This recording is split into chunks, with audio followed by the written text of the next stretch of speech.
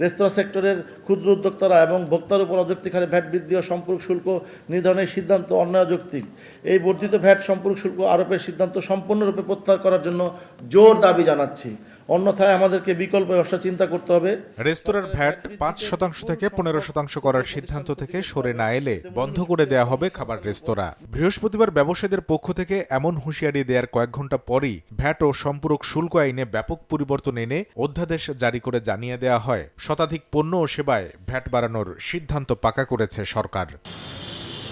এতে মোবাইল ফোনে কথা বলা ও ইন্টারনেট ব্যবহারে সম্পূরক শুল্ক ২০% থেকে বাড়িয়ে ২৩% করা হয়েছে। প্রথমবারের মতো ১০% সম্পূরক শুল্ক বসানো হয়েছে ব্রডব্যান্ড ইন্টারনেট সেবায়।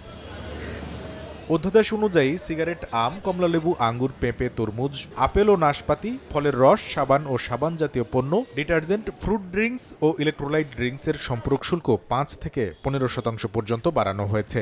বাদাম আমদানিতে সম্পূরক শুল্ক ১০ থেকে ১৫% বাড়িয়ে ঠেকানো হয়েছে ৪৫%। নতুন আইনে ৫% থেকে বাড়িয়ে ১৫% করা হয়েছে বিস্কুট, আচার, চাটনি, tomato ketchup, LP gas, BRTA থেকে নেয়া লেমিনেটেড ড্রাইভিং লাইসেন্স, চশমার ফ্রেম ও রিডিং গ্লাসের ভ্যাট। টিস্যু, সানগ্লাস, মিষ্টি, নিজস্ব ব্র্যান্ডের তৈরি পোশাকের ভ্যাট ৭.৫% থেকে বাড়িয়ে করা হয়েছে ১৫%। ওষুধের ক্ষেত্রে স্থানীয় ব্যবসায়ী পর্যায়ে ২.৪% থেকে ৩% করা হয়েছে ভ্যাট, তবে এলপি গ্যাসের স্থানীয় ব্যবসায়ী পর্যায়ে ভ্যাট ২% বাতিল করা হয়েছে। এদিকে ব্যবসায় প্রতিষ্ঠানের বার্ষিক লেনদেন ৩০ লাখ থেকে ৫০ লাখ টাকা হলেই টার্নওভার কর দিতে হবে।